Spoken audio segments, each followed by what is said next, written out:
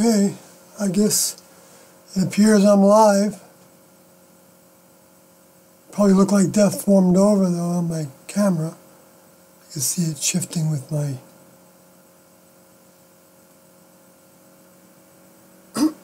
anyway. I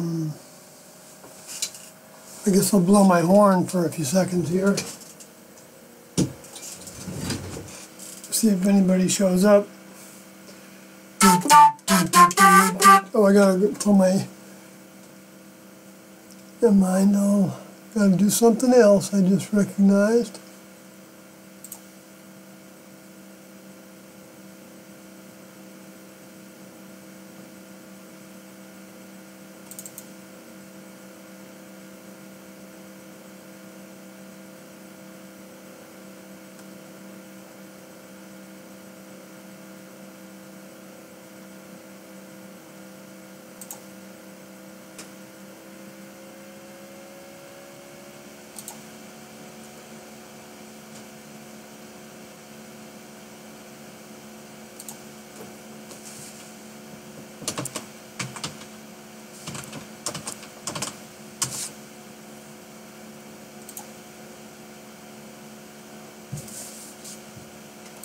Okay, let's see, I'm getting this other thing set up here.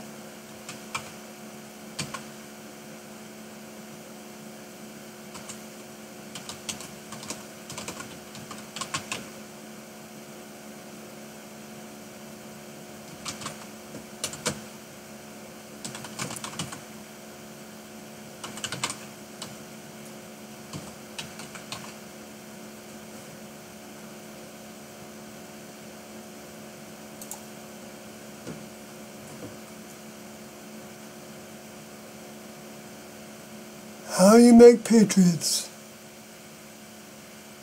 That's what somebody's saying.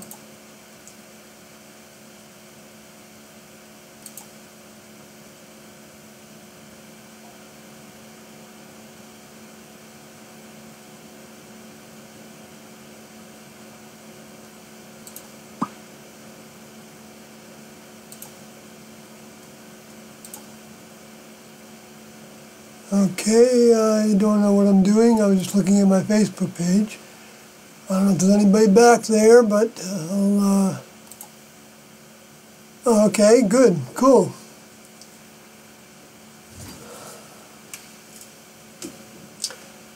Well, I don't know if you're a repeat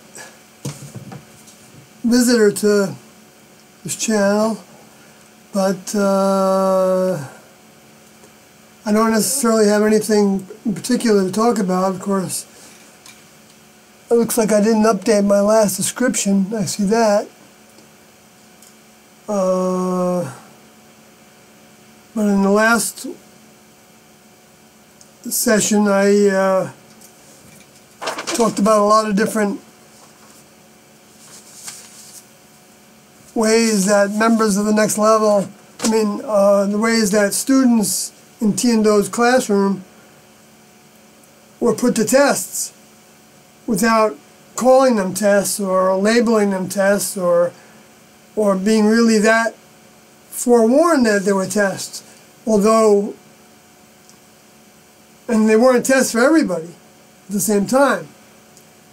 Well, they were to degrees, but for some that didn't make any difference what Tiendo did. They recognized their minds, and I happened to be one of those, even though I had my share of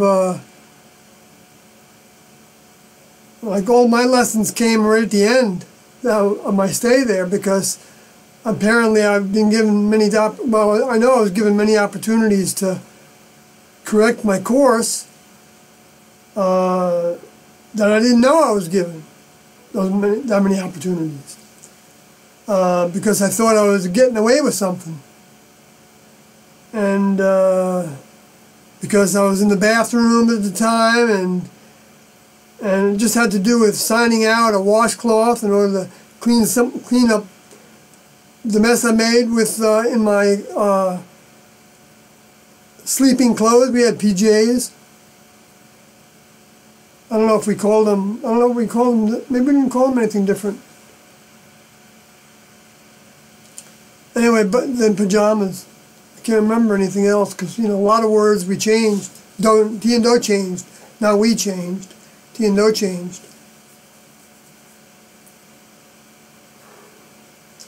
But anyway, so I didn't sign it out when I would have a nocturnal emission, even though a nocturnal emission was not just something to be guilty about, unless you stimulated it in some way. You know, you wanted it to happen.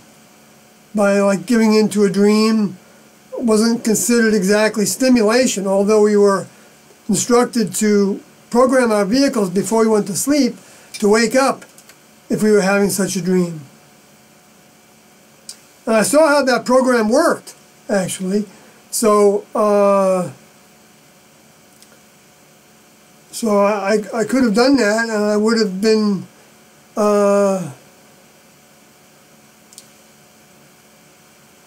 well, I could have also recognized that not signing out the... Well, at first I signed out the washcloth, but I took a washcloth maybe and I didn't sign it out. And so that would have been deceitful. And then I didn't sign out the washcloth or use one. I ended up using the same clothing to wash it out with soap and water. And try not to use too much water so I could dry it off and then sleep with wet pajamas on and underwear. Because we didn't call it underwear, we called it seat covers. T and Do came up with the word seat covers for covering our seats.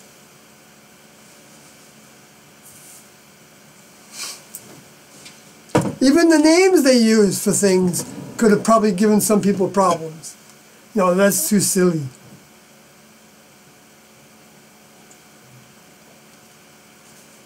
So by doing all that, 1,000-fold over 20 years or 22 years, no, 19 years for me, but 22 and 3 years for, well, actually 22 years for at least 28 of them, I think. But then others had, you know, times of absence where they started in the beginning and then they left for a long time and then they came back at the end. And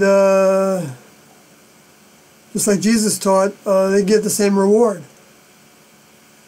Because the next level will put them to the test. It's actually a little easier for them when they come back because they've already got the ones that have been there from the beginning, the track record that they had. So they proved that they could get over all these things that would happen and get past them and not make them into the straw that breaks the camel's back. Because we certainly were put to the test of mentally. Not much physically, a little bit physically, but that again was another test. Because, like, for instance, I wouldn't get up at night when the winds were blowing and it was really cold out, and, you know, even below freezing, or maybe in the teens sometimes.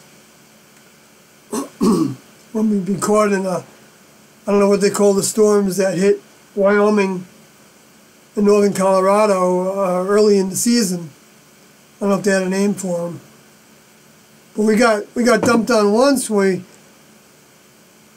went to Wyoming, and we had a couple feet. Well, maybe it wasn't a couple feet, but it was at least a foot and a half, I think. Given we had to dig out about maybe I don't know if it was as much as a half mile, but it might have been. Might have been as much as a half mile away from where we were camping, because we were renting. T and Do were renting large tracts of land from, well, we'd rent a little part of, you know, huge ranches.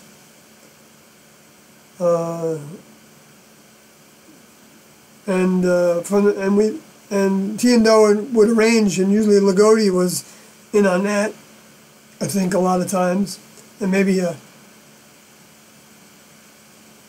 female vehicle, because I mean, it could have been a female vehicle doing the same thing. I'm not trying to imply, but when you're dealing with people in the human world where they're patriarchal, they've been raised patriarchal, they want to deal with, you know, man to man, and but then you can appeal to another part of them, you know, by having, like, you know, so that I was posing as man and wife with Chakotay one time at the house, or craft that we called them, like spacecrafts.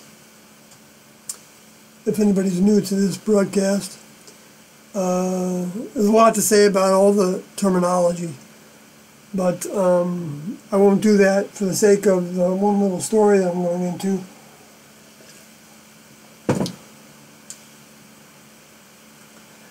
So when the realtor would come, and we had like 25 people or more living in a small, you know, a 3-bedroom house,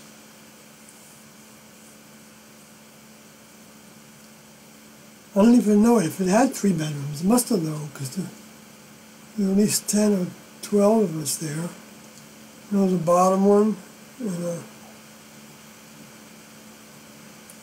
we had bunk beds, and, you know, when we were in houses, sometimes 3 high.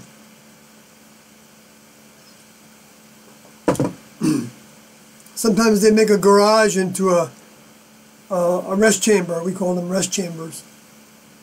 So I mean, they changed all the terminology, and so that we wouldn't reflect back to our past, because all the terminology can have roots to the past in a lot of ways. You know, maybe somebody was a plumber and they were fixing, you know, and they would, their mind could go back to that by just the, you know, whatever they talking about the bathroom. Especially when we weren't, like, you know, at first for a while, we really weren't occupied with a lot of things on our minds. And it was the time when we were more getting rid of our influences. In other words, you know, let's say a thought came up for me that I wonder if it might be fun to play the flute again. I could have had that thought. I don't really remember having that thought, but I had dreams that I was trying to play the flute and I couldn't get anything out of it. I'd be blowing on it and blowing on it, and I would be like frustrated that I couldn't get any notes out of it at all. I had different levels of that, to where sometimes I could seem to make a couple sounds or something like that. Anyway, and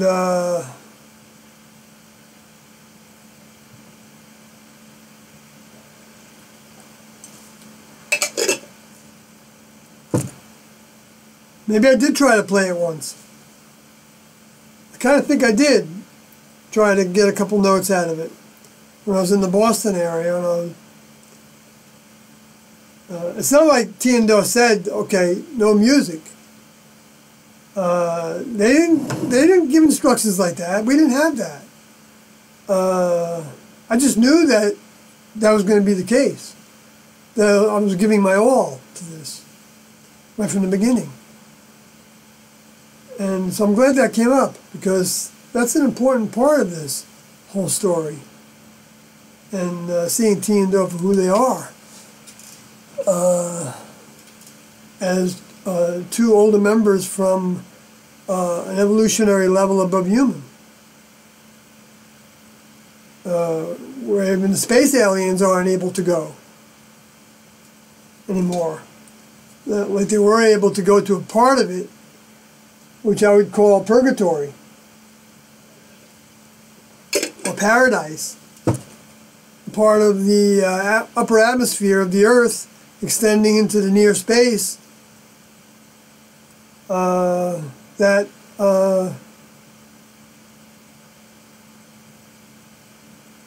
is like a door that there are doors to. I don't know how many doors there are. I don't know if there's any doors. I mean, Tiendo didn't talk in those kind of specifics, but I'm putting things together from other things, little snippets that they said about this and that. And the only way you're going to know if I'm telling the truth on that is, I think, to study their materials, because I can't like document everything, and I know I can get some things wrong, but and I usually get a signal from something that tells me I'm going too far off into, into trying to describe things with more detail than I actually, I'm making suppositions, and with possibilities and playing them out. And it's fun to do that, of course, but I don't want to do it. I want to make sure that I catch myself when I'm doing that and say that I'm just trying to make it up as I go. Of course, it's not entirely from no basis. If I don't have some kind of a scientific basis for something in my head, how do I expect anybody else to think about it seriously? And of course, you can have a scientific basis for everything Tiendo taught. I don't have to use any religious words, and I could talk about this subject for a long time as an evolutionary level above human. But the future, Tiendo said, the only future that the human kingdom can have, because they designed the whole planet to be exactly the way it is. What they didn't design was the responses of the humans. But they designed the ability for those humans to have those responses, because they provide individuals that were dropouts for a previous graduation classroom, who failed that classroom, and then refused to take new opportunities every time they were given to recover the ground they lost. And so they kept on until they were suddenly not able to remember some things that they had learned, and then lost sight of the fact that the next level exists, and even think of them as just another alien race to compete with. Instead of being evolved beyond human. I mean, even with the idea of growing next level vehicles, or any kind of vehicles. That's why humans are all working on that diligently, and have been since the 40s and 50s. At least, I mean, not saying that it couldn't have happened before that as well. Even going back to the previous civilization. The stories about Atlantis, I don't think they're bogus stories. And we had evidence of that. And Tiendo did provide us with some books, not a lot of books, but they were all optional reading until the book, including the Bible, was optional reading. And until I think they encouraged us to read parts of Whitley Strieber's communion book. This is after T left her vehicle. Doe felt like it was time to consider if there was something public to do again. So they wanted to explore. Doe wanted to explore what. It was still a they, because Doe wanted to do things exactly the way he was taught by T. But that didn't mean that he couldn't do anything that would look new to the students. It depends on what you consider to be new. Like to go on a diet program, or even to fast on liquids, wasn't something that Doe started. And I got to put that in there, in my case I'm trying to make here.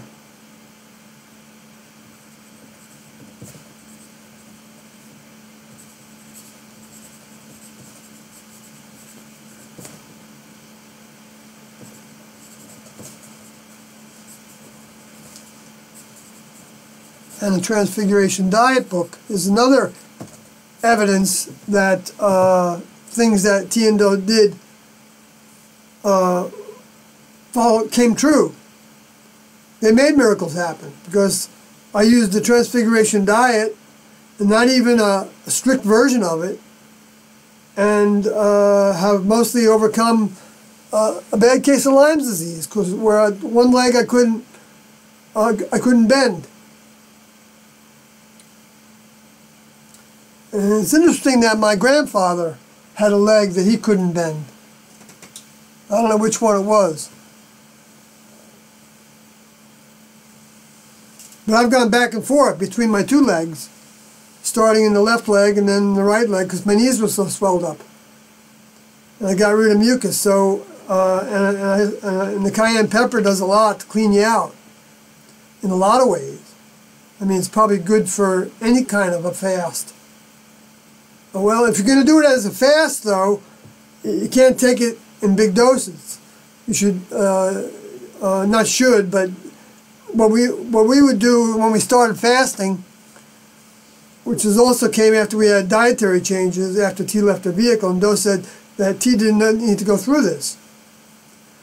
And that's when we wrote the Transfiguration Diet, was the first attempt at using a diet to promote healing. And we called the group, the team, ALERT, Advanced Life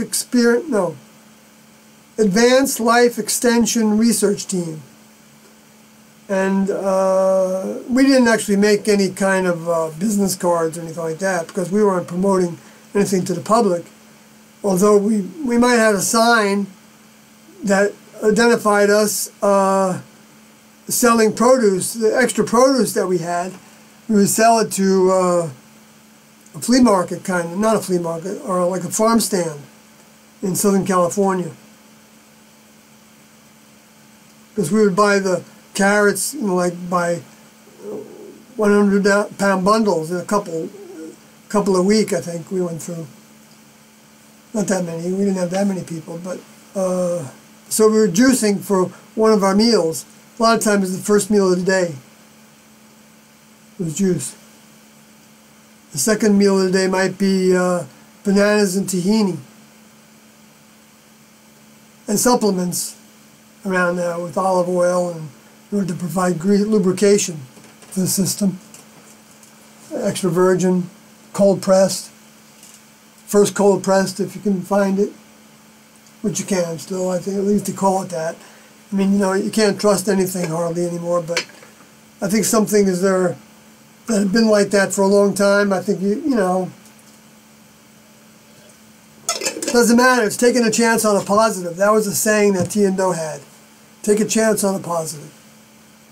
So even though the organic movement is more expensive and you can't actually necessarily trust that, you know, they're not being done alongside pesticide use, where the pesticides would be blown over to the next field or come in through the water, because you're basically the same water source. It's still, I think, worth it to at least take a chance on that positive. And I did see the differences between organic and because I was able to taste metal in some of the carrot batches we got. It's like we got too clean, and so we could start to taste the things that were off. And we got a batch of carrots that might not have been organic, or who knows what the reason is. You know, maybe just the water had a bigger mineral in content. Maybe depending on the fertilizers they used, and what the cows were eating or whatever, and so we didn't know if we were organic in terms of what the kind of fertilizer we used. Because I mean nowadays, well,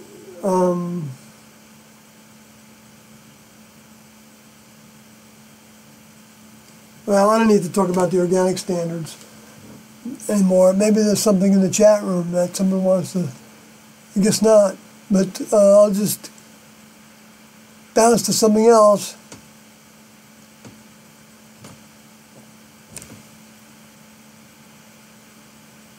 I was trying to talk a little bit about what I talked about last week. Might as well say, if anybody's a repeat here, and might tune into it again, I'm going to drop out for a little bit while I'm on the road for about 10 days. I'm going to plan to be traveling. And I may try to do some live streams during that, but it's not going to be my focus, so I might just wait until I get back.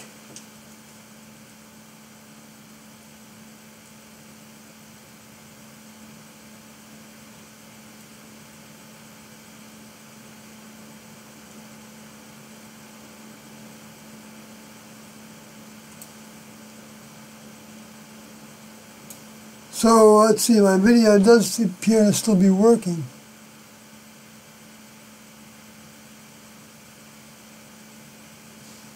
Well, let's see what happens when I move my head around.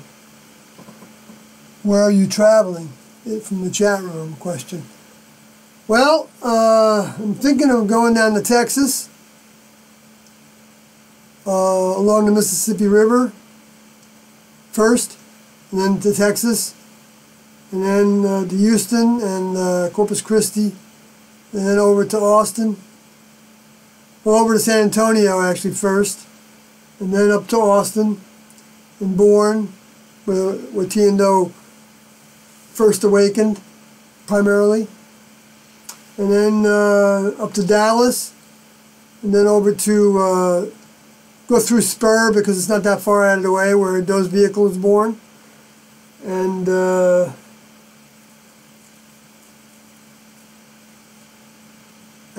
maybe another stop before Roswell, and then the plains of San Augustine where the very large array is, and film over there, and also try to visit the Manzano camp. So stop in Manzano and see if there's anybody we can reach that'll be able to tell us where the camp is or was, so we can at least get close to it, maybe. I don't know if there's anything left of it or not. Maybe they took it all down. But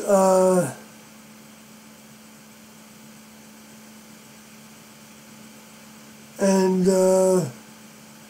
then go up to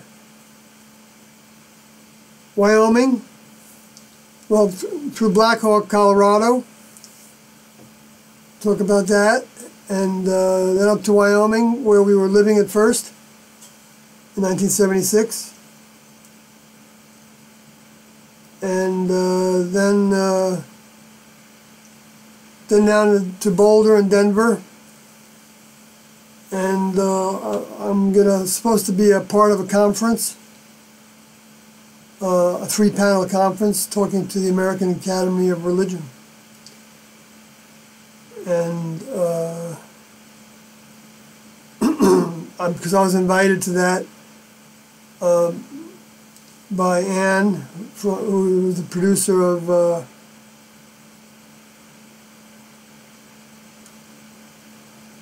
podcast.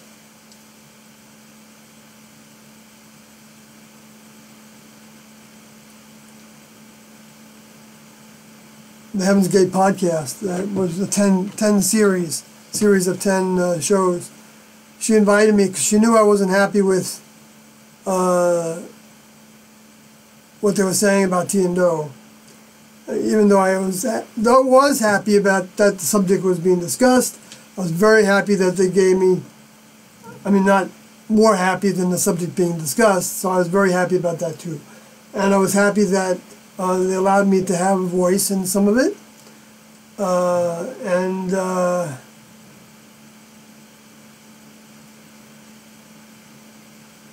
I was really happy to get the tape that Doe made, that he sent to Terry, T's Vehicle's daughter, because that's something I hadn't heard before.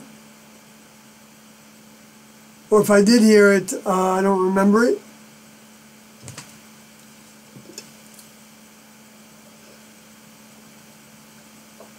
I wish I had the date for that, actually, but I don't think I need it. But see, I might as well get into it. I did talk about this on one of my videos that I made about which I think I put the word hypocrisy in it, or called T a hypocrite in the description.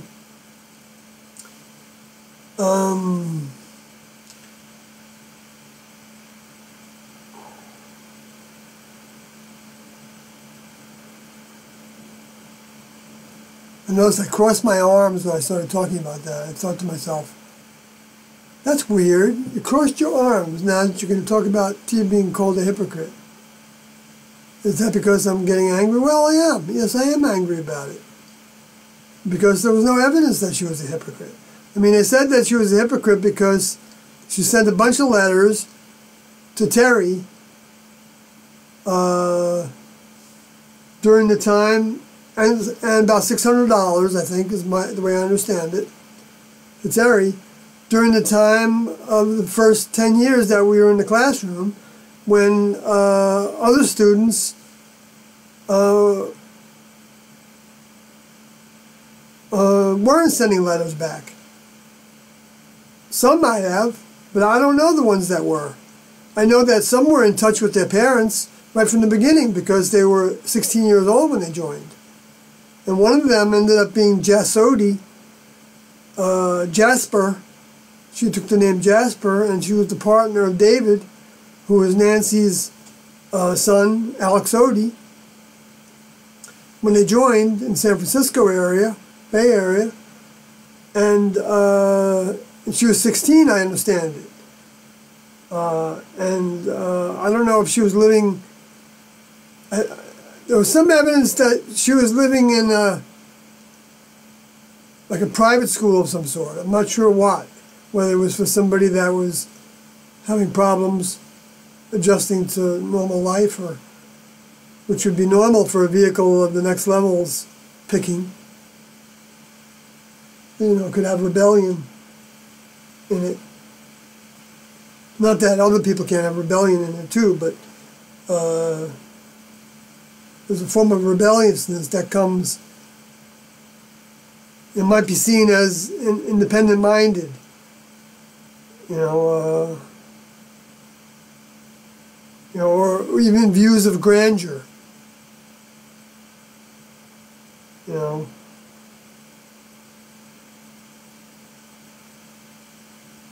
Like for me, it was like wanting to be a hero, like Jesus was to me, like Spartacus was. Growing up, my earliest years of watching TV with those in the late 50s and early 60s. And the Ten Commandments.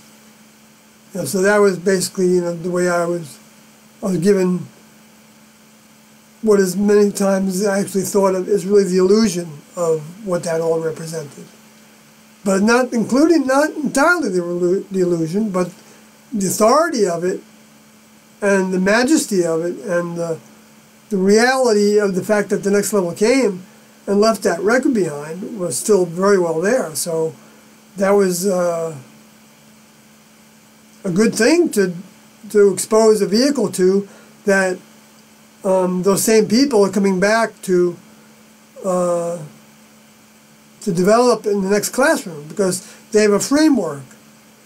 They have the programming that's, it's filled with the misinformation can be there too, but not if they haven't really adhered to the misinformation.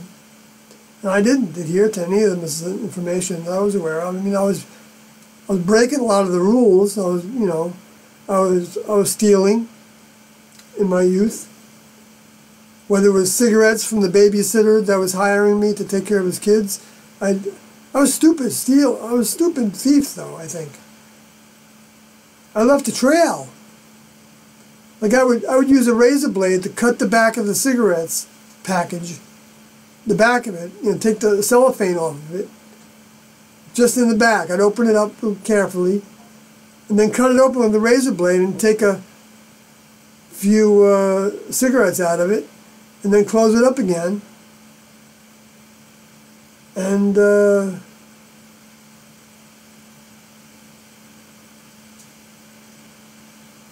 and then I'd seal it up again, I guess using some kind of tape. You know, I'm sure I used like an elastic, you know, cellophane tape. I don't know. I don't think I had glue there. But that would have been possible, I guess, too. But, you know, the guy was going to, you know, whether he saw that right away or not, he was going to end up, you know, getting to the bottom of that package, and he was going to say, look, you know, you might notice that there's a hole there. I should have put the hole on the right side, on the far side of where the hole is for his taking his cigarettes out, but I don't think I did.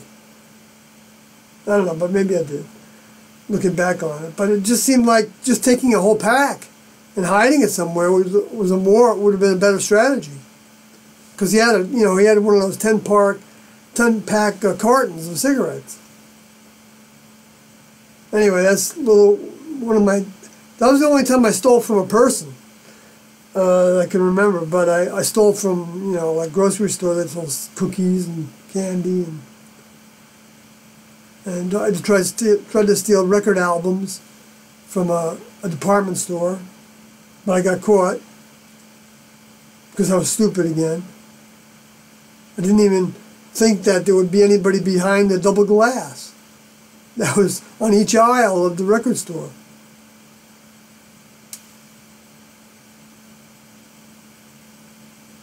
So I wasn't even a good thief. Anyway, but I outgrew that, fortunately. And it didn't take me a long time. When I got out of high school, I guess I stopped doing that.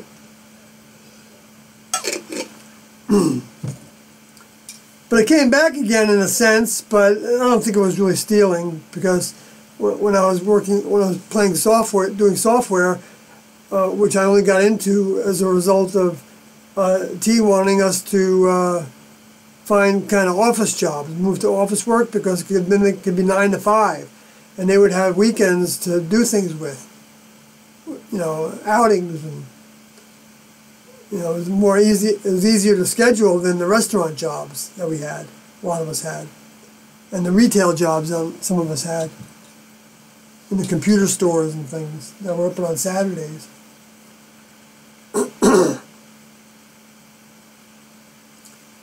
So I mean, I used to basically copy software, you know, and then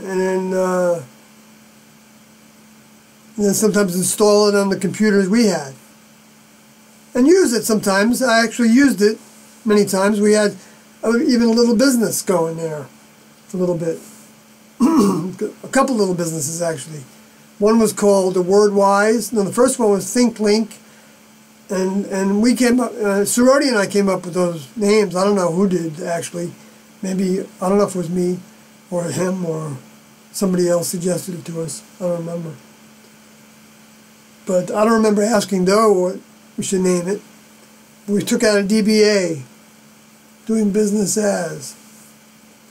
This is as official as we got. And then we hired, I remember, I got a good contract through Alex Odie's, somebody that was, I guess, going to be Alex Odie's employer, doing something else.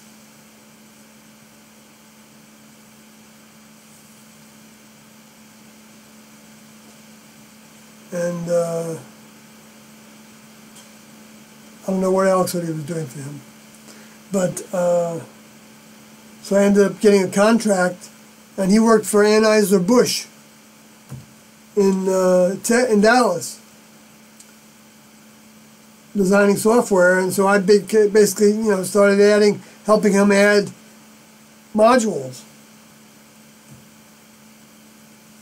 and fix bugs.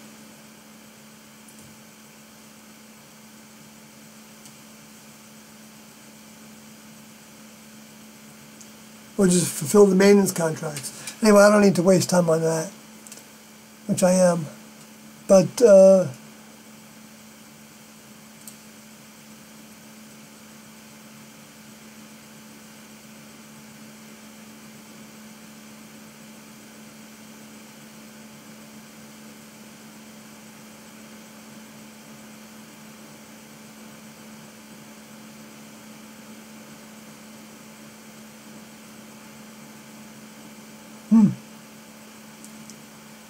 Okay, let me think of what's, oh,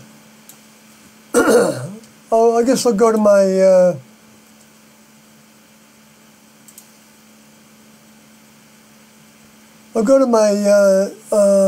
some questions I got through email. And yeah, that would be good to lead into, this is something I've been wanting to cover for a long time. Actually, and so I'll have to go to see if my video will update.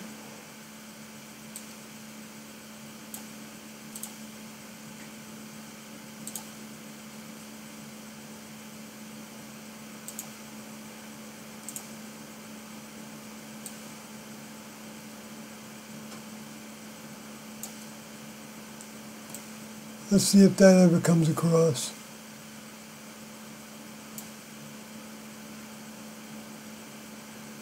That looks good. Now, I don't know if you're getting it or not. Oops.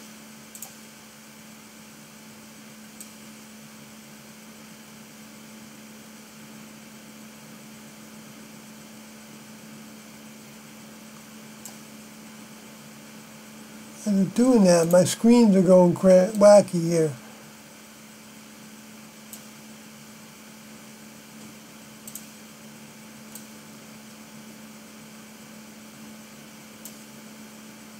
No, I don't need that anymore. Stop that. Oh yeah, you finally got it. Okay, cool.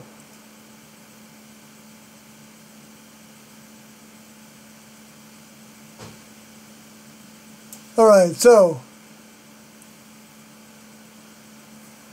Oh, actually, you don't need to have this part anymore.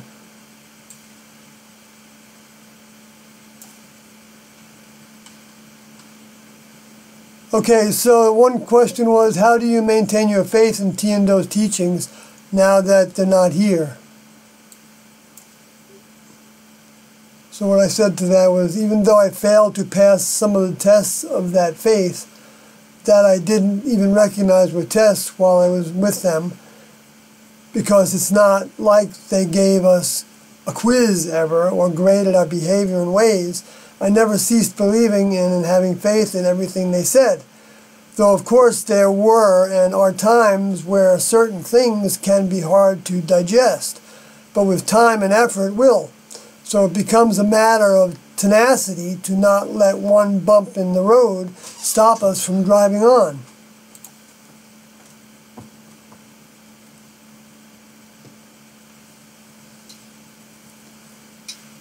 It was meant to be a challenging road to trek. However, belief and faith, I believe, are relative states of mind. As one would think, if we believed 100%, we wouldn't have challenges to follow all of their teachings 100%. I learned after leaving from a former classmate known as Carlodi, or Carlin, who was still in the class a little while after I left, that Do spoke about me, saying that the next level withdrew some of the recognition I had. In other words, they gave us the gift of recognition, but if we don't use it, we can lose it. Though it doesn't mean it can't be restored and grown into even more recognition, as what we do with that gift of receiving their mind when then becomes ours to keep. Oh, we do with receiving the gift of receiving their mind, that then becomes ours to keep. Let me fix this right now. Becomes ours to keep. Yet it can still fade and dwindle and mutate away.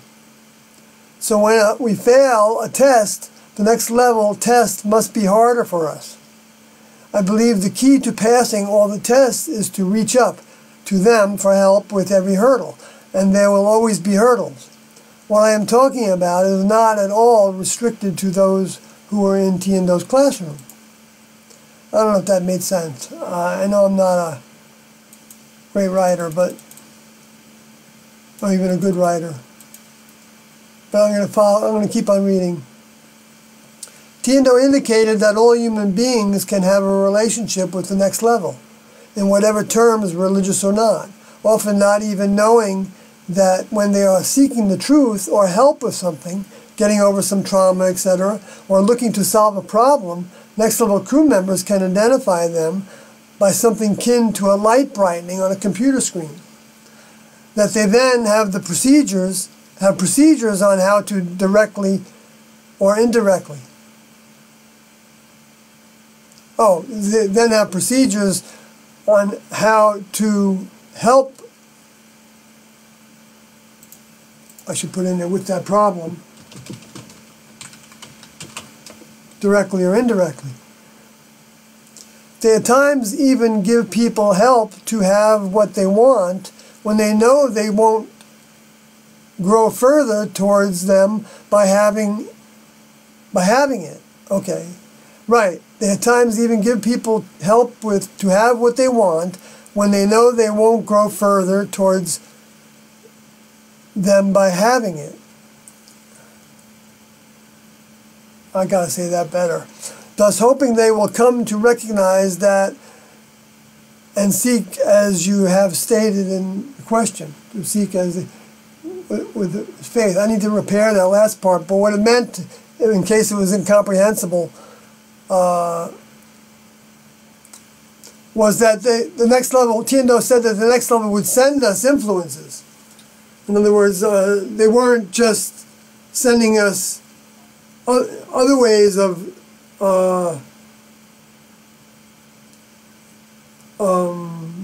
giving us their help, because they can't actually send us, well, they can, but the way they do it is they send us individuals that are discarnates from the human kingdom who will help us with the things that we think we want. Let's say we say, you know, like, I want to find a new job because I want to earn more money. Well, that's not a next level thing to try to earn more money in order to buy a better car, for instance. It would be a next level thing to earn more money so that you can afford to live, you know, basically to survive and support your family. That would still be a next level kind of responsibility, because Tiendo felt like we needed to take responsibility for our children, but we didn't own them. And so I'm just kind of making up a scenario based on other things Tiendo said. But so when it's want something, you know, that isn't necessary, even though these days people will say that having a certain amount of art in your life is necessary, which I don't know that that's necessary. It's maybe necessary towards the same way that you could say cigarette smoking or alcohol drinking or caffeine use or recreational drugs or pharmaceuticals or you know, having a love life. You know, you can go on down the list. You know, going to sports events. You know, are those things necessary? Well, in order for us to not be depressed, maybe yes, they are, in that sense. But they're not necessary for the biology of the vehicle, I don't think, to function without.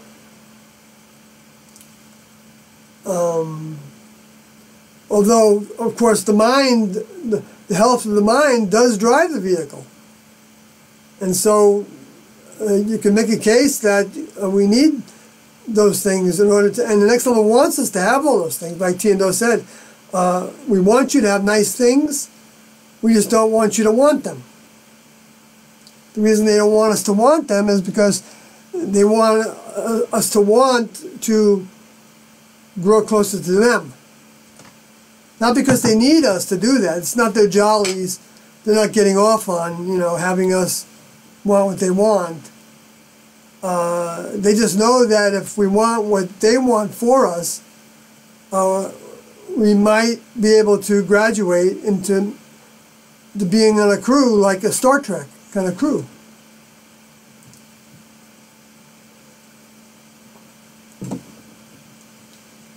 And without human vehicles or human behavior.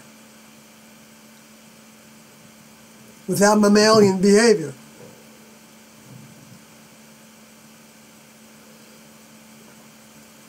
my understanding is from Tiendo is that for energy for some vehicles, I don't know if it's for all vehicles, they can sit under a light or stand under a light. I don't know if they gotta sit, but with their physical vehicles that are grown for them, or they could take a little pill of something. I would imagine that would be for the ones that were kind of like in the purgatory, or the upper echelon of the purgatory, so that you're actually operating for the next level in the near space around the earth, in what might be thought of as the second heaven, according to the Jewish Talmud that had 3 heavens.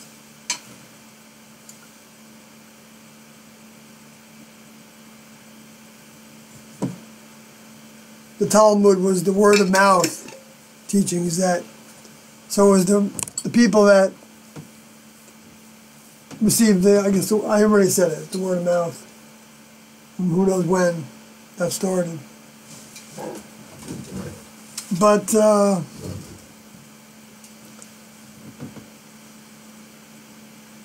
so, I think I said enough about that. So I'm going to go on to the next one. Unless there's something in the chat room. I'll come down to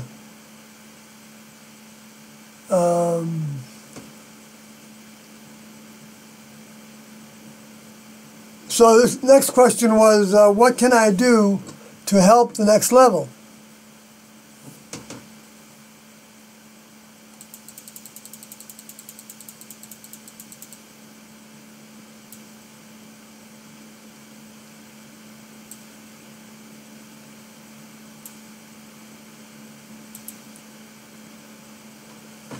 And this person is saying, this person was 6 years old when the 1997 event happened, when they left their vehicles. So she doesn't really remember it, but I think the person might be a she. I'm not positive of that. But I shouldn't identify people by gender, really. It's not pertinent. Just a habit I have sometimes, I guess. See, that wouldn't be from Tiendo's mind, I don't think, unless there was some, I don't know, you know, I mean, there is a lot to say about the fact that T's vehicle came in a female vehicle. That was part of the prophecy. So that means also, to me, that the whole female gender was stimulated. The individual, the humans with the female genders was stimulated. And that's, I think, why in the mid-1800s started the women's rights movement. They called it suffrage, right? And so individual souls that are taking over human vehicles now, which, you know, these questions that I got were evidence of this individual, of a soul taking over that vehicle. Now, I'm not saying that, you know, I can distinguish who's not, but I'm just going by, because even mere curiosity, or even wanting to prove it wrong, can even be a part of the draw, because what would happen would be,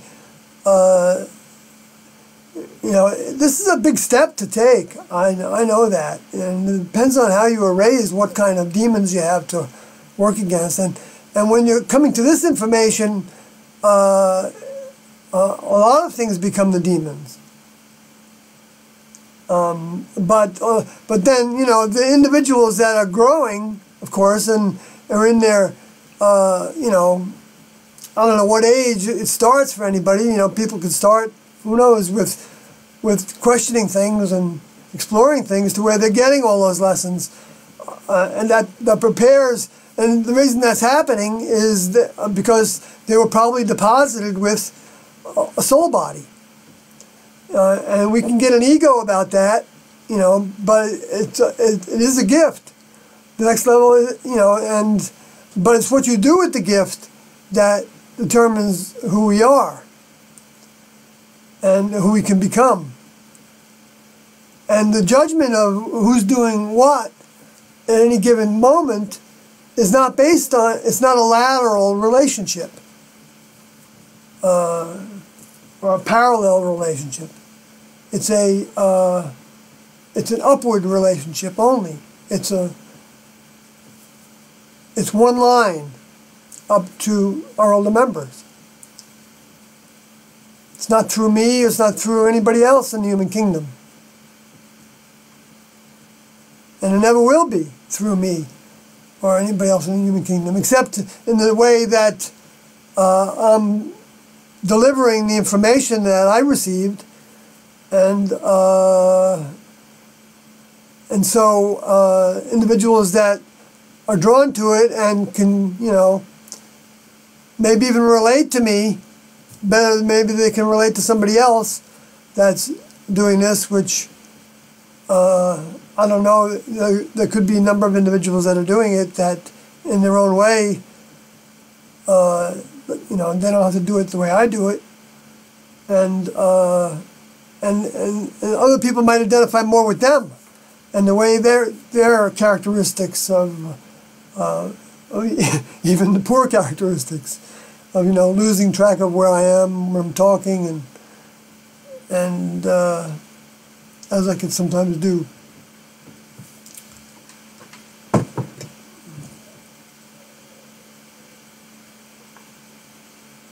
So anyway, so what can I help? The question was, what can I do to help the next level? So what I wrote was, this is the most primary prayer, in quotes, we can have, asking them how we can be in their service, which can grow, can and must grow.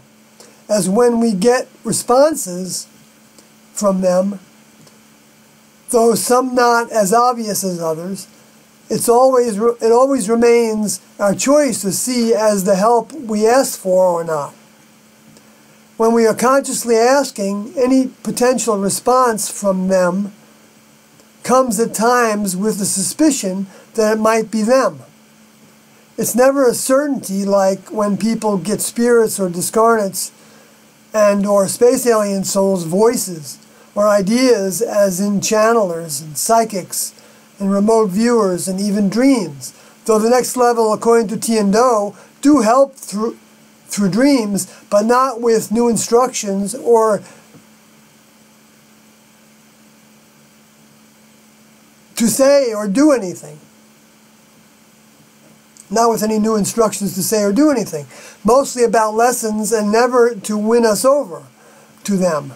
Hence, we could get a visit in that way if when they don't think we need it, or in an isolated way when they might want to let us know they hear and are watching us according to our asking. So I hope that was clear. I know I put a lot of thoughts in there and I don't read them that well, but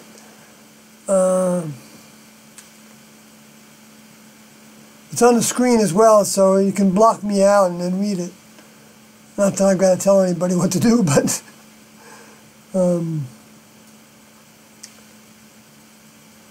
yeah, I specified the dreams because even though I had a lot of dreams, I only had dreams to confirm what I was already doing.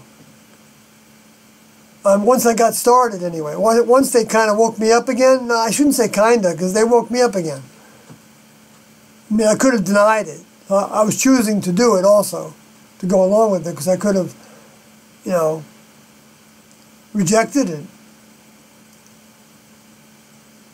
But I had enough next level mind in me, in this vehicle, wrapped around this vehicle, to be willing to be that fish again. And the bait they threw me this time was the dreams, because they were very real. One of the first dreams was, well, I think I had a dream when I was up in Carmel, New York, that I saw a spacecraft. And it looked like a flying saucer kind of shaped spacecraft. In fact, it looked like one of the pictures. You know, I'm gonna make a new page with those pictures on it. Yeah, that's a good idea. Good idea. I remember when we saw that movie where that person in Alaska, that native in Alaska was, I think it was called White Fox or something like that. Tiendo had us go see that. And he would say in there, good idea. So that became a little joke in the classroom. We wouldn't do stuff like that much. But, you know,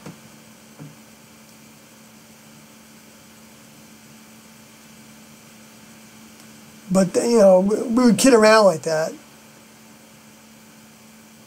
I mean, there was no rule that said no kidding around. We didn't have anything like that. Although you can certainly go too far with it.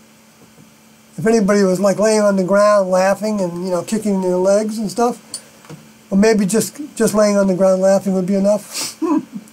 I'm being a joker, but well, yeah, the partner probably would have said something then. You know, they would have. But I did a lot of kidding around with my partner, Havodi, and he ended up leaving the classroom, so maybe we were both, you know, displaying, you know, a need to, like, you know, get high, so to speak. And we did it, I remember when we were washing the cars, which I dislike doing, of course. That's how I got started a while back. I was talking about how in the campground, when the wind would be howling and I'd be in my sleeping bag, a lot of times with cold feet, I didn't want to get out. Or my feet maybe just warmed up. And I didn't want to get out to see if one of the tents were being blown down. So we had these two big tents. And I could even hear people walking around out there and even talking. But I, you know, was giving into my vehicle to not get up and see if there's something I could help with the crew. I was being lazy.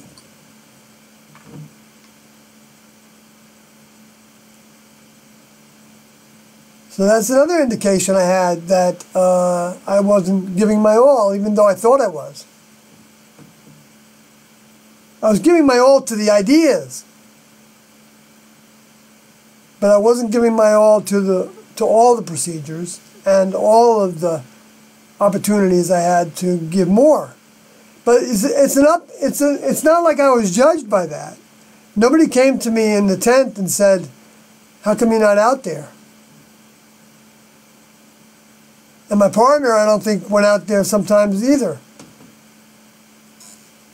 Maybe if my partner did it, I think Destody might have got up one time or a couple times and went out there and tried to help with stuff when he was my partner and I didn't get up.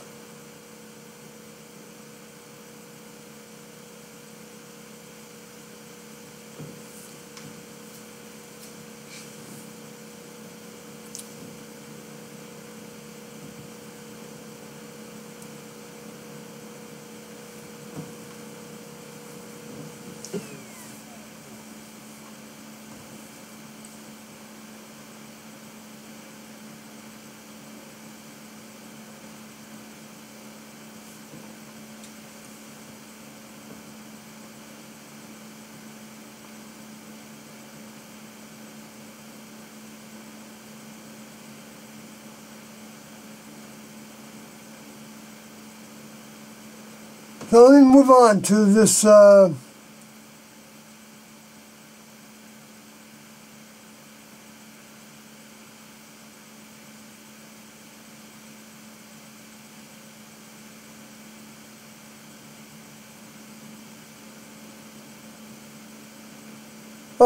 continued to answer that question about how, well, I mean, you know, put my response in there. It might not be an answer to everybody. But what can I do to help the next level? Because this is an important question, I believe. That I'm challenged by, as well as everybody can be challenged by. Because there's no one thing that we can do, because we're trying to qualify, actually, for next level teachings, and making application is the way that Tiendo had talked about it. And we're trying to become prospective candidates for our next step, whatever that is. And that's not determined by what we say. I don't know. Maybe I've been in this place before. Maybe I'm repeating the same mistakes over and over again for who knows, for thousands of years. You know, it's like there's no telling who is older than somebody else, you know, and whose lessons are more, because we don't know what we're up against. That's the way Tiendo would say it. So we can't judge ourselves, pro or con. So anyway, I'm going to keep on reading here. When the older member is no longer incarnate, we can only rely on staying on their track by adhering to the behaviors and ways they taught that we know came from them. Even what I write is not as reliable unless we can read the same ideas in their book and other material, other media, the audio tapes, etc. And when we do feel they might be presenting us with ideas or opportunities to serve them, we don't take steps that are irreversible unless we are sure, which usually, I need a comma there, which usually requires time to think about and continue to ask them if we are on the right track as we proceed with the steps in that direction.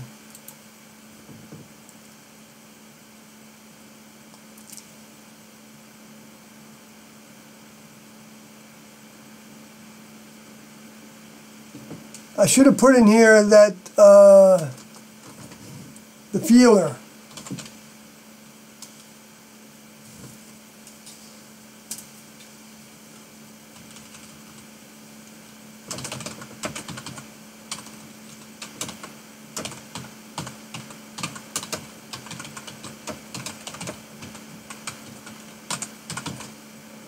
The feeler needs to be developed.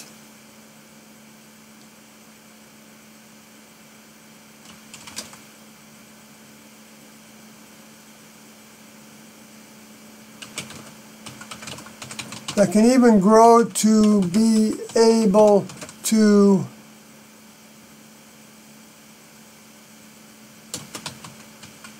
smell influences.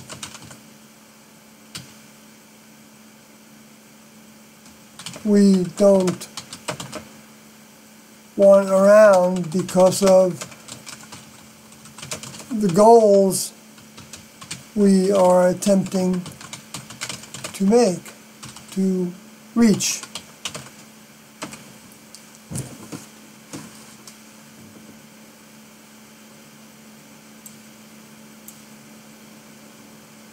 I'm going to say, actually call that our mind's feeler. Sorry, I'm making you all go through that. I guess maybe I'm tuned out anyway. No, making me make this right. I can do it after after I'm finished talking here. But so what I just wrote there was like our mind's feeler needs to be developed that can even grow to be able to smell influences we don't want around because of the goals we are attempting to reach. And that came from, Tiendo used the word feeler, and T used the word smell, smelling spirits or discarnates.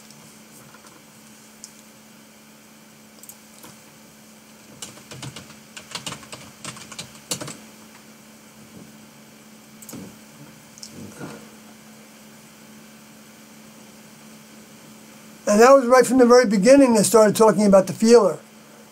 I didn't hear about the smelling discarnates till many years later. Like 10 years later maybe, almost. But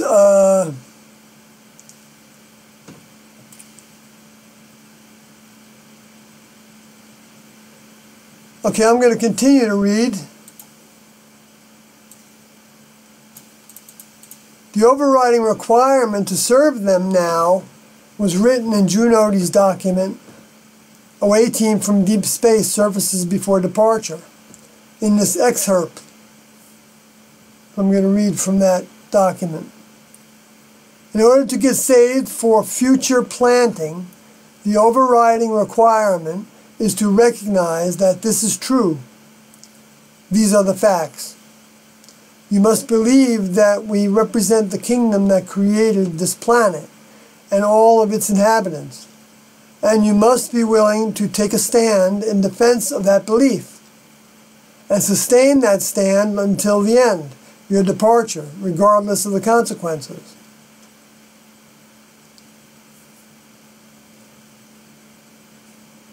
So that would be the goal that anybody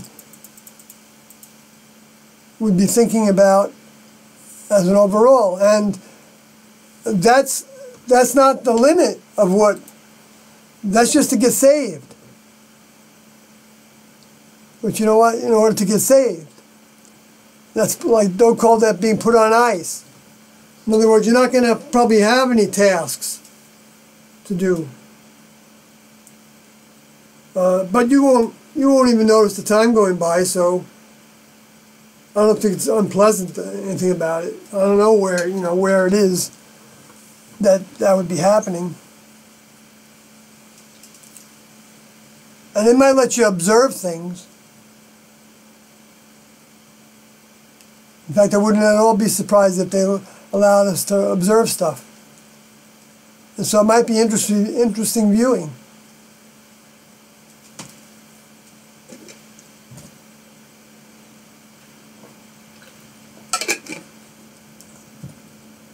But the soul can't really grow until it gets a chance to put those things into motion. But I think, observing things can help us bring in those memories of basically past lives. That's what people are talking about as past lives. But in the human kingdom, though, it's different than what it is in the next level kingdom, because above human, because in the human kingdom it's spiritual. It's comprised of mind of the human kingdom, and all the discarnates and thought forms that are in the human kingdom, and the influence of the space alien souls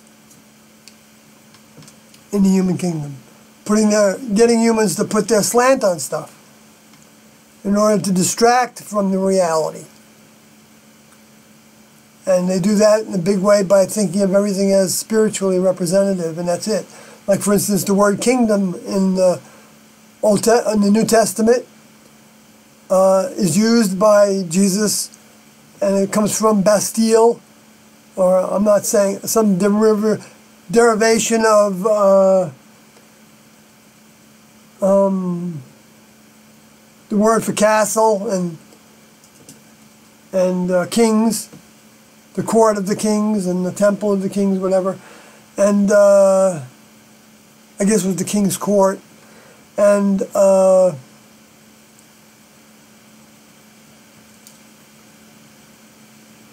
when the word actually, people will interpret that studying the Bible and things like that as representing the authority of the Lord. Like when Jesus said that the kingdom of God was coming back, they thought that meant the authority was coming back again, which is true. It is the authority coming back. But that doesn't talk about how a crew of individuals were coming back. And who knows how big the crew is.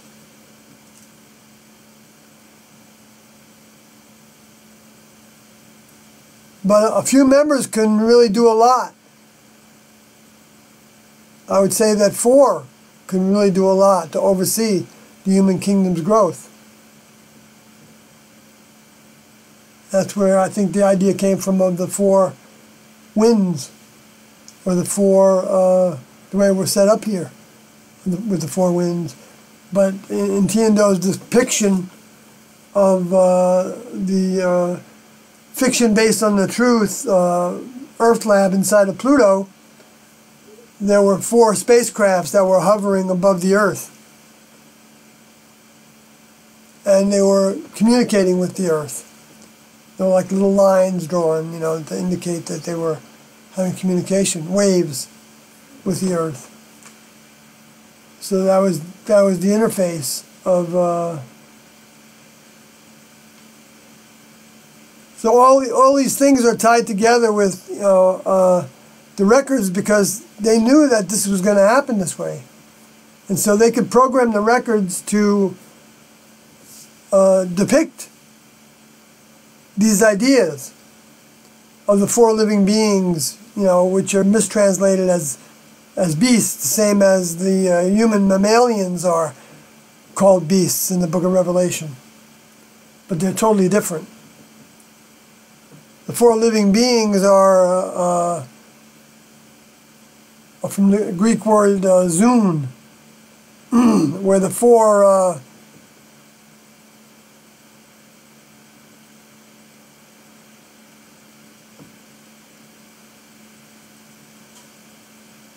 well, not just the four, the other side of it, but there are four that are Luciferian space alien driven vehicles that are mammalian, and Tiendo considered that the space aliens were human equivalents. In other words, they didn't outgrow the human kingdom; they didn't graduate.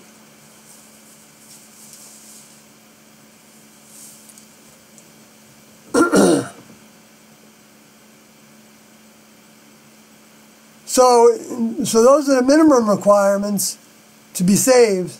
The maximum requirements is to separate from the human kingdom entirely, which anybody can take that, you know.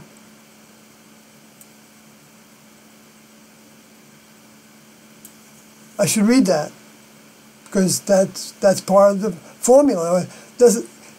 Even if we don't feel like we're ready for any stages of that, although we might have been going through stages of it through our lives, like in having divorces and, you know, whatever, you know, being separated from our parents when we're young would be a form of experiencing some separation from that family group. You know, going to jail certainly would be a separation from all that we had before that. So yeah, that's what I'm saying. You know, it's you know, joining the military would have a form of separation from society.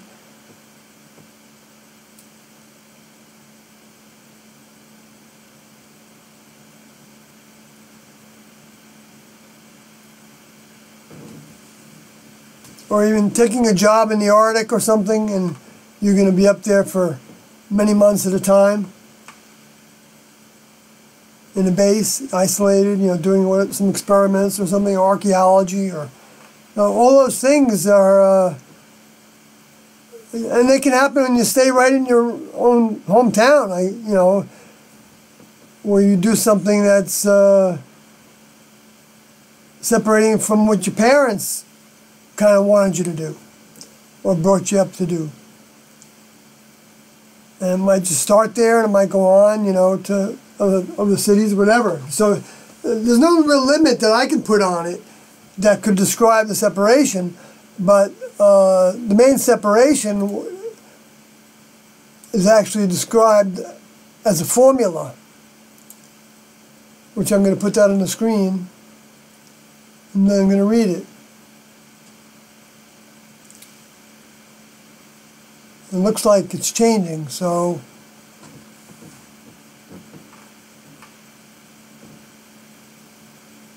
I'm going to go with that change on the video screen. And I'm going to read it. This is from Junodi's document, Away Team. The formula is the same now as it always has been. To begin a metamorphosis in order to be born into the next world, you must abandon everything of this world, just as the caterpillar about to become a butterfly must do. You must separate and begin to wean yourself of all mammalian ways, ties, addictions, replacing them with the ways and behavior of a more advanced and refined level of life. You cannot do it by yourself. You must seek to the best of your ability the guidance of a representative who is a member of that kingdom, who has been through the metamorphic process at a previous time, and who has been sent with the specific task of midwifing newborns. Or at very least, you attempt to connect with an active student of a present representative. This is an extremely rare opportunity as we approach the end of the age. There is a tiny remnant left of a window for catching the eye of the caretakers of this world. In order to get saved for further planting, the overriding requirement, which I already read, is to recognize that this is true. These are the facts. You must believe that we represent the kingdom that created this planet and all of its inhabitants. And you must be willing to take a stand in defense of that belief and sustain that stand until the end, your departure, regardless of the consequences. So that's the verbatim, that's the gospel. Because Junodi was given that task to write that. And that's the way the next level works. They don't do everything.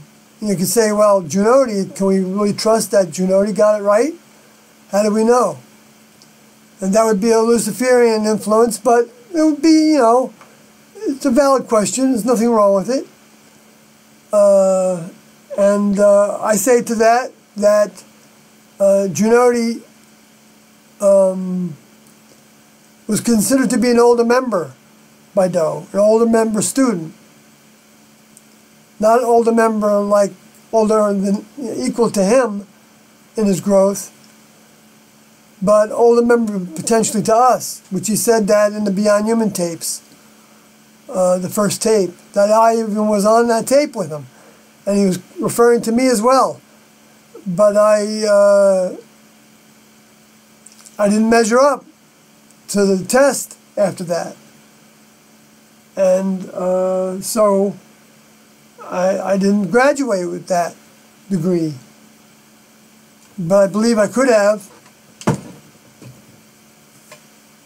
I'm not saying that I was the same age student as Junodi. I don't know what the gap was. It doesn't really matter. I've already said that I believe that Junodi was an older student.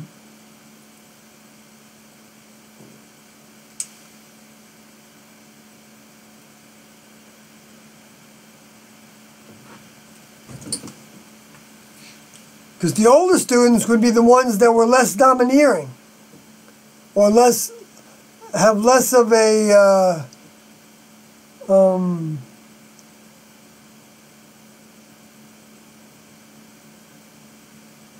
desire to be seen as something special, or less of an ego, less of a trust in their own mind, less of entertaining of negative influences, less tolerance for the negative influences, more drive to be the best they can be, and to, you know, and to pull in Tiando's way of doing things for each step, which I know I evidenced lacking, especially in 1994, when I was assigned to be an overseer of a group. And yeah, I guess I could, you know, I guess I did okay. I wasn't taking off the overseer task until I told Doe that I wasn't maintaining my discipline of conquering sensuality. But he gave me the same responsibilities. He even said that there were 3 individuals among the 4, I think the 4 groups, or maybe it was more than that. Let's see, 6, 12, 18, 24. 8, 16, 24. Maybe we only had 3 groups to begin with. But 3 of us were assigned to, if there's a question comes up and we don't know what Tiendo would do, and they're out of pocket, so we can't reach them, they said that you have to, that either Junodi or Logodi or Soyodi would be the ones to look to for a final decision on doing something. So wow. You know, don't put so much in because Doe wasn't going to be casual with saying that. If he thought I could do something, you know, that would affect the other members of the group in some negative way, I couldn't be trusted to, you know, even work out things with other people in my group. You know, didn't mean that I was going to like be a dictator, because that wasn't the way of a member of the next level anyway. I would if something happened, I would talk with my partner and the rest of the crew about what to do. And I probably could have done that more. But I remember kind of like hogging in the spotlight, or thinking that way, so to speak, or thinking that I could do the best job at it, which I don't know that I could have, really. But, you know, I was kind of like, I mean, Doe gave me a lot of encouragement in that direction. So I'm not saying that, you know, it was just, but for all I know, it was all because I needed that help. I needed that experience in order to overcome some of the things that I wasn't overcoming without that experience. See, the next level doesn't gives you tasks for more than one reason. And so you can't ever say, okay, but I mean, if we did a task and we kept on breaking something, for instance, like the example I gave in the past of Tolodi drying the crystal goblets that we used for water at one point, that T actually brought into the classroom, T and Doe together, but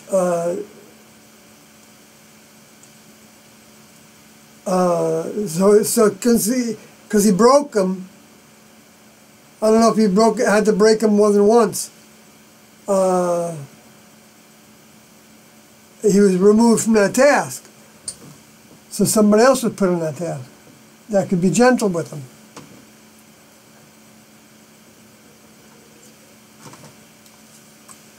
So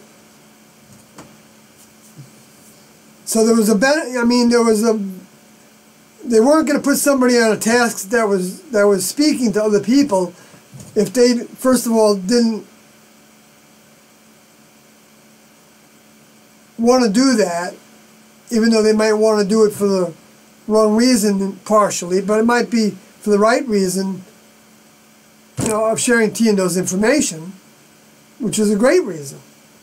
And that, see, I don't think, I didn't have that consciousness. I didn't have that I wanted to show myself as being something special. It's a subtle kind of thing, actually, that I believe I experienced. I mean, like right now, I could say that. I do enjoy talking about T and Doe, but I know it puts me in a position of looking like I'm special, and I am special because I'm a vehicle that had that experience, and that experience was extremely special. So, so am I overcoming that desire for me to be seen as something special? I don't, well, maybe if I shut off the video and I put my voice through a synthesizer to change it, I'd be able to know whether I was... No, but see, I can identify the influence. And I don't feel that influence with me right now.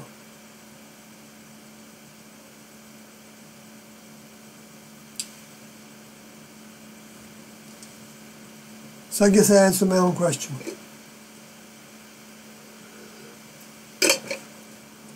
But having the experience of it is what helps us address it. If we don't have that experience, then if we have that characteristic still needing to be overcome,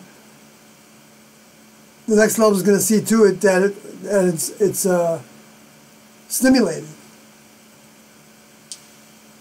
in order to put us to the test of, you know, how far we're going to go. If we're going to, like, when we're met with that head on, and it feels like, oh my gosh, I just realized, you know, I have that vibration, and I'm, you know,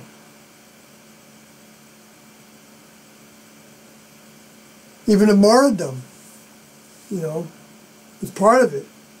Because I thought from the beginning, well, not about Tiando's material, but I thought of Jesus as being a martyr and a hero because of that. And people looked up to him. And that was part of what my vehicle probably wanted, or the space alien souls were influencing me to want. That my vehicle had a propensity to also want. You know, maybe all our vehicles have some of that. I wouldn't be surprised.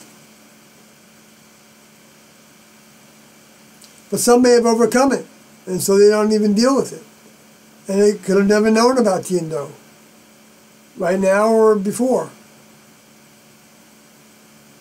So we really can't judge anybody else.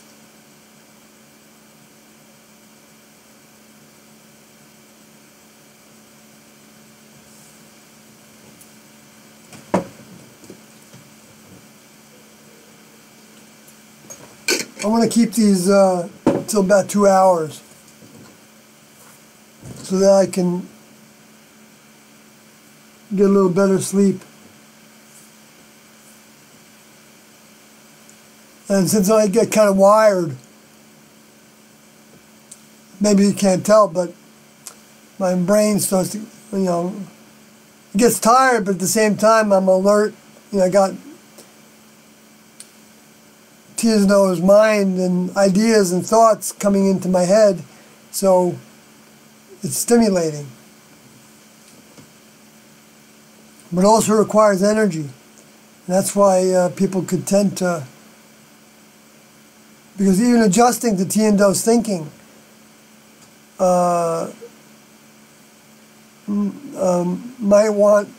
people might want to, well, my experience, you know, being hungry after that, or, you know, or having a hard time sleeping right away after that, because their brain was so stimulated, their mind was so stimulated, not just the brain. The brain is just a mechanism that's, you know, providing the carrier signal to the mind.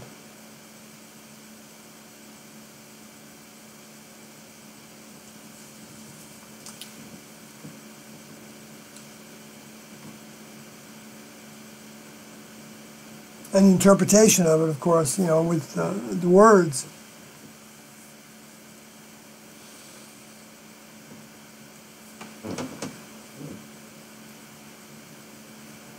Let's see if I can go back to those questions and answers. See if we still got some changing video here.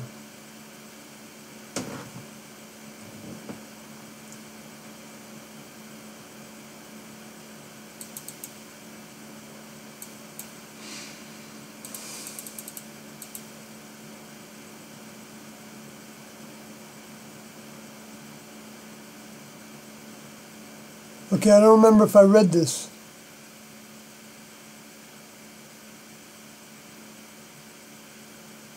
Yeah, I don't think I did. It looks like it updated on the screen, so I'm going to start reading it.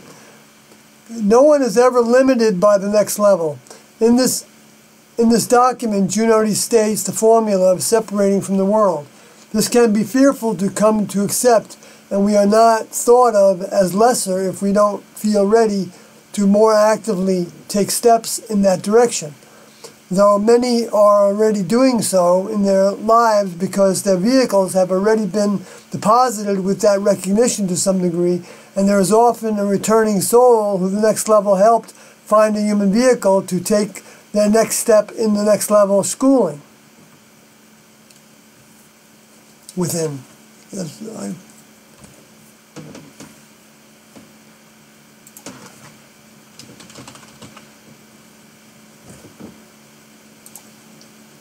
Separation also takes place to degrees according to how we stand in defense of Tiendo and crew amidst mostly opposition to our beliefs and faith in them.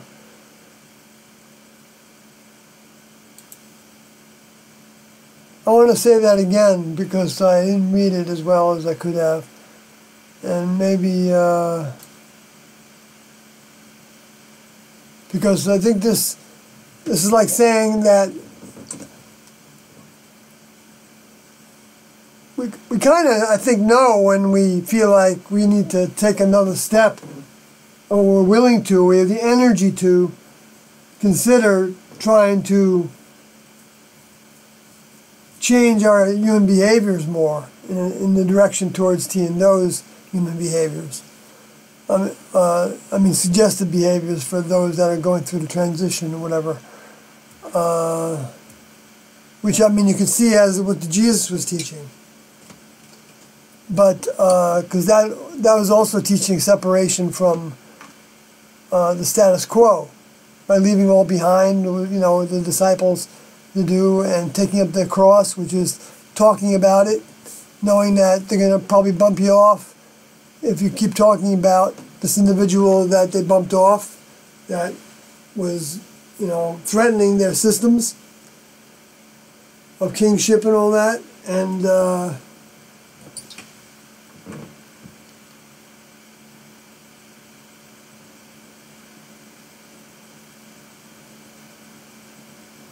so separation also takes place to degrees according to how we stand in defense of Tiendo and crew amidst mostly opposition to our beliefs and faith in them.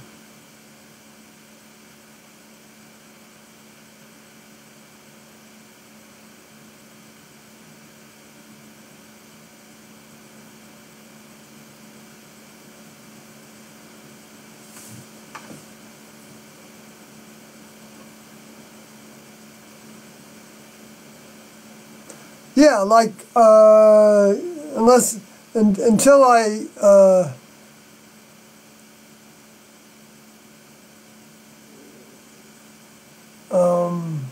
well, when I re-engaged with my vehicle's family, and then eventually trying to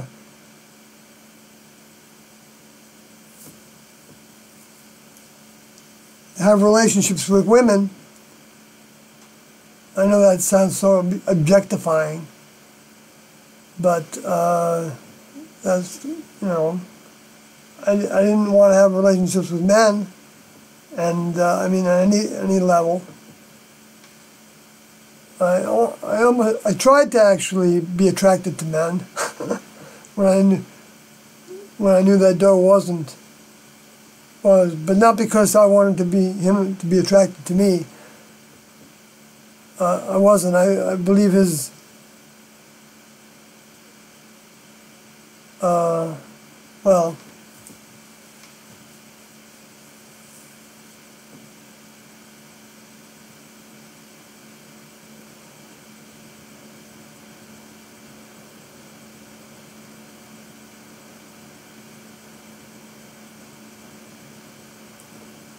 but anyway, but it didn't work. I didn't feel it. You know, I mean, I know I could work on it. I could, you know, I could force my vehicle to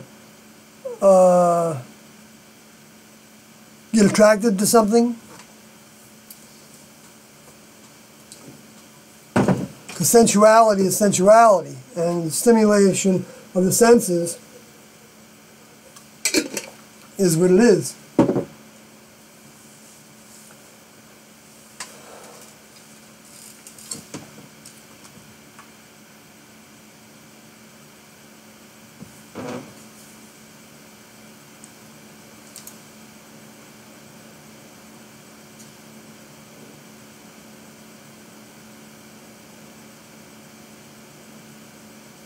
So what the example I was going to give, though, is it took me a long time before I started.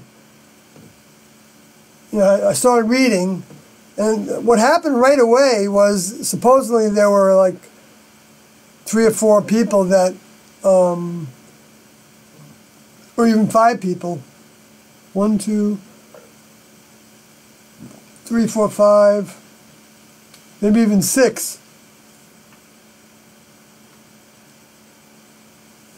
Excuse me, that were pretending to be interested in, were pretending to be class members.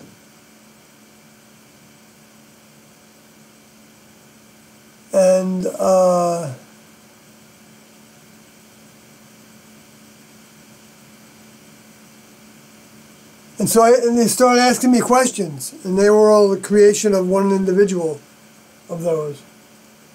But he wasn't necessarily pretending to be a class member, but in a sense, maybe to a degree he was. Anyway, so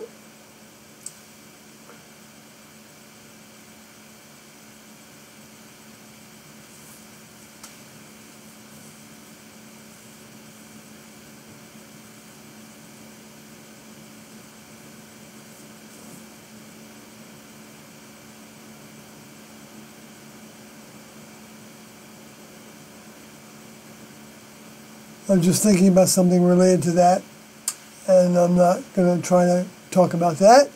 But so I got to talk. Because I mean, I talked with people about what I believed, but not a lot, except at first a little bit more. But you know, the people in my vehicle's family, and then when I finally did, and the people that I gathered, I had. Were friends of the family, or friends that I had from high school, and the vehicle's high school and all that. You know, I didn't see them all the time, and I could only talk about that for so much before they would be bored with that conversation. And even, you know, not like it. And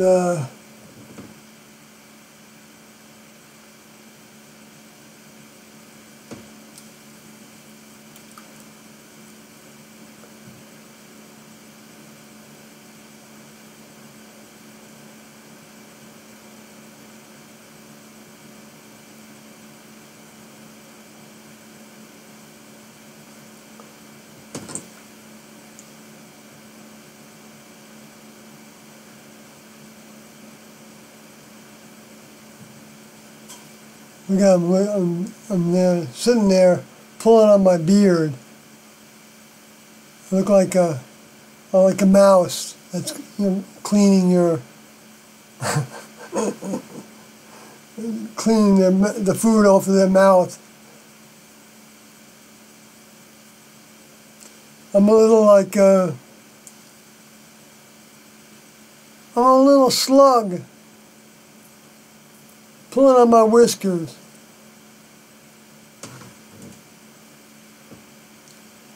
Well, I know I recognize the vehicle as a mammalian vehicle.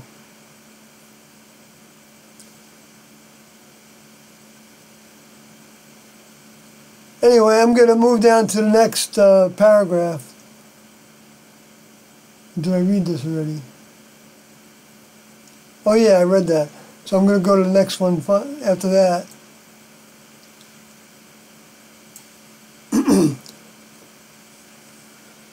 Let's see if it updates.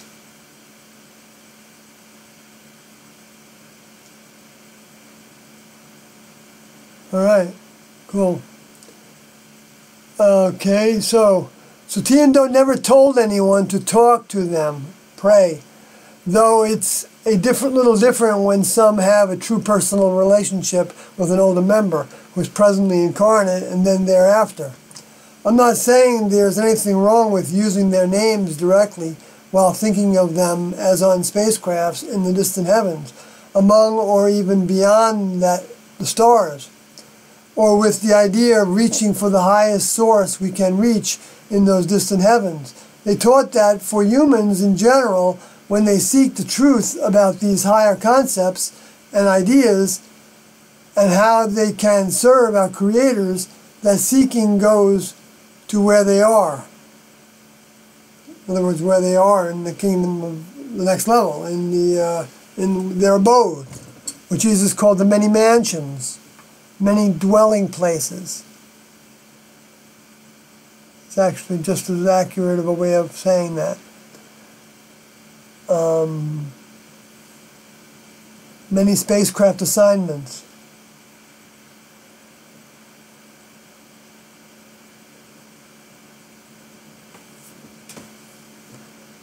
I'm going to skip the next one.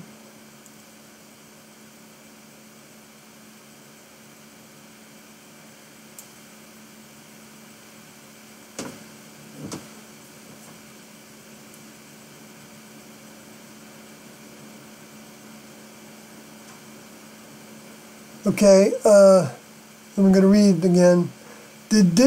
Though did not close the gate to leave with him, being able to literally be where he is on his spacecraft base may be passed, but going with him is open as long as they allow it to be open. And that certainly extends to now, to the future, for as long as we still have access to what they really said and did.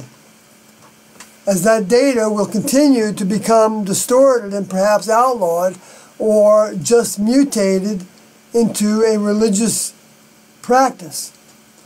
So yes, I think it's safe to say Doe did hope some of the dropouts would realize they wanted to leave at that time during that short window, but he didn't say how long that brief period of time would be. And to the next level, that could last for many years. But that doesn't mean suicide is a ticket. We absolutely need our vehicles to learn our lessons through. So I feel good about telling people who might be thinking of suicide not to, but to seek the next level's help to take advantage of their time in the human kingdom, to learn whatever there is to learn by dealing with difficulties. It's not an escape, and the time to now to engage an accelerated learning period. And the time is now to engage an accelerated learning period. Sorry.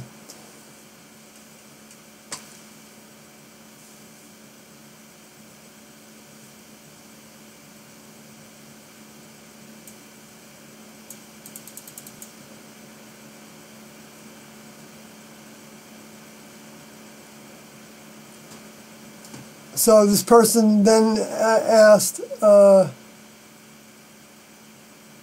says, the last one actually, I was only 6 when Heaven's Gate left the human kingdom.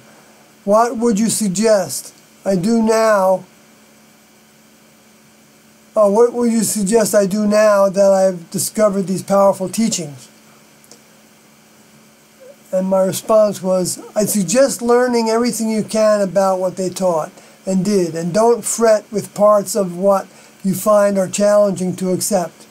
Ask them for help to see more of what they are teaching as you go about it. It's not meant to become a new study, as without providing service by standing for them and all they taught, we are not really showing the next level that we want to apply their mind to our lives.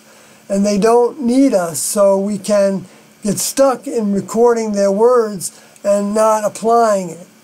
or even stuck by applying the behaviors and ways, but not being of service by helping others see what they are truly teaching. That task of sharing with others, disseminating their info when asked for it, as I'm doing now with you, can take place in many settings and can be as much or little as you feel to, but is part of engaging your own overcoming process more directly than we did while strictly acting and reacting in the human kingdom. Though everything we did in the human kingdom can be the stepping stones to get us to the point of preparing to get off the human kingdom mountain via the teachings of the most current older members from the next level.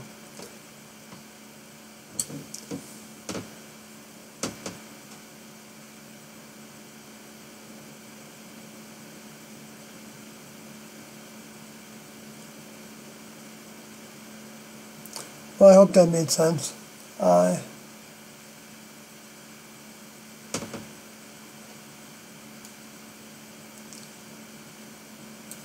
So I'm going to go back to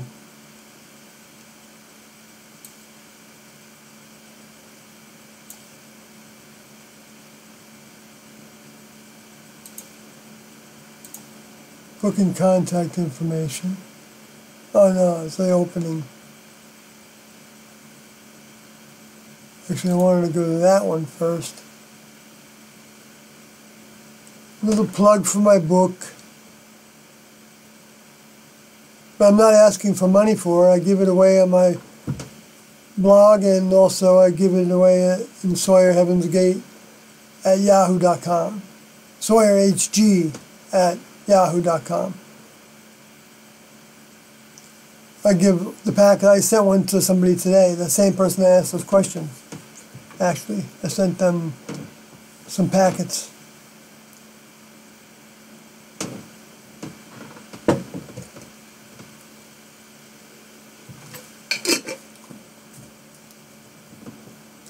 And then, let's see what else I got here.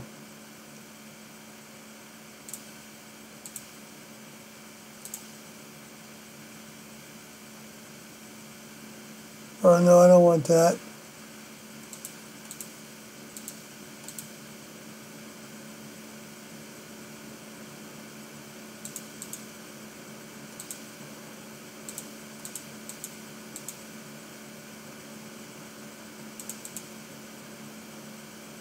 Yeah, I don't know which to go to at this point. I guess I'll just go over here.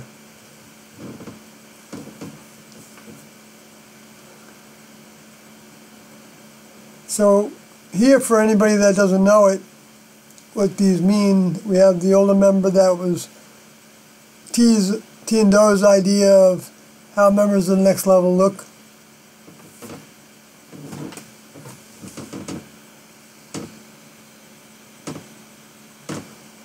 How they might appear. And then to the right of that, that's on my far left of my screen. Then to the right of that is that picture that I've talked about before, which is of the sun through a filter that made it green so that the white and the gold would stand out. I just realized the gold was there. I mean, the humans might have just put that gold on there, but it wouldn't, I wouldn't put it past the next level to suggest to those humans to make that part gold, and even might make this part green and put this out this way. Whoever would see it, or even the person that downloaded the picture from the NASA Soho site where this came from, and influenced that person to do this and to post it on YouTube so that I would get it. And I could use it now, because even the green is talking about the green horse. That's the time period we're in, And I didn't make it green. I wouldn't do something like that to try to embellish on what the picture. But when I get the pictures in this format, then I believe I have free reign to take it as something that could have been potentially started by T and Do's crew. And they can even get a kick out of doing that. It'd be fun. A lot of things they do are going to be fun.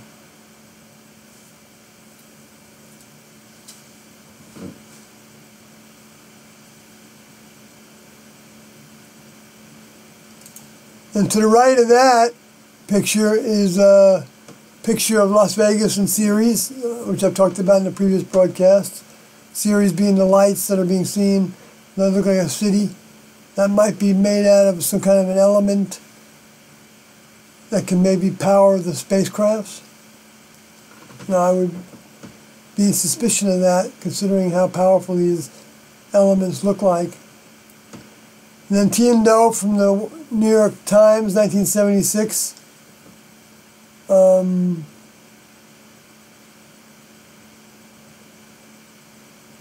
Newspaper, magazine section of the New York Times. And then Do by himself with the white chair sitting next to him being empty, or appearing to be empty, but for all we know, T could have been sitting there some of the time of that, with their vehicle able to be made into with her next level vehicle that can change its vibrations, or some other form if she didn't get that next level vehicle right away. And then the next picture down the next row would be Hale-Bopp comet in the middle, the brightest object, biggest and brightest. And to the right of it, the next biggest object is thought to be the companion object. And then the other smaller objects are like stars. 3 stars is interesting. Of course, 4 would be interesting also. Then to the right of that is Pluto, with its 4 big openings that are like piano keys. And then to the right of that is Mars, taking a picture when it exploded with light. And come to think of it, showed that object that's with it, that's very large, with a little black center. And that happened when Siding Spring comet went right by Mars, right before this, which I don't know is visible on this page because of how bright the Mars is. Mars flashed. Pretty amazing, huh? And these are all signs that what Jesus was talking about. This is the next one to the right of that is the moon. Well, to the right of that actually is the name of my book, Tian-Do, the Father and Jesus in quotes, Heaven's Gate, UFO 2 Witnesses. And then right below that is was taken allegedly from the moon, showing 7 objects. And Comet Ison ended up looking like 7 objects after it came out of the sun, a little while after that. It was photographed, videotaped by another satellite telescope. And then if I drop down over to the left again, is the Pan-STARRS comet. And there's a little dot in the front of its coma, as seen through an artist's depiction, but this was the telescope, an Earth-based telescope somewhere in Japan or somewhere, or Australia or something. And you can see like an airplane going through it. You can see the bottom one looks more like the comet looked. And you can see the little black dot in the front of it. And then the next one is the comet Ison, when it was depixelated. And it looks like 3 objects. 2 of them are kind of long and flat, and the other one is kind of round in the middle. So it's like a little flying broad V, or on its side, or a wing, a flying wing. And to the right of that, on the top, is an object that Scott Waring took pictures of from the SOHO satellite years ago. That looks like a whatever it is. It was in the sun's coma, or the sun's, yeah, somewhere in the sun. And then the same one, the picture behind, under it. Then to the right of that There's a picture of, what comet was that? Oh, boy. It wasn't the one that was shot. It wasn't Temple 1. I think it was I think it's Halley's comet, maybe. Anyway, it shows jets. You can't really see it in this picture very well, but you can see like these lights coming out from under it, and those are like jets. Probably what makes it spin, because it spins. And then to the right of that is Comet Honda in 2017, in December. No, in December 2016, I guess.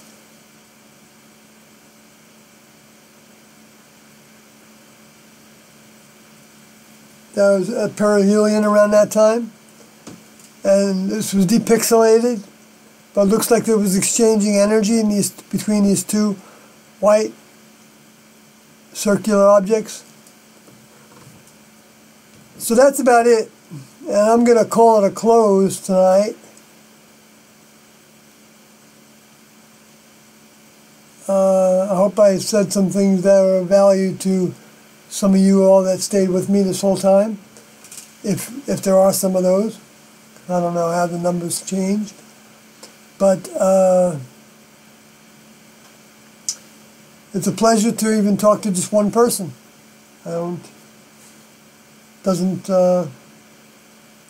Numbers don't mean anything to me.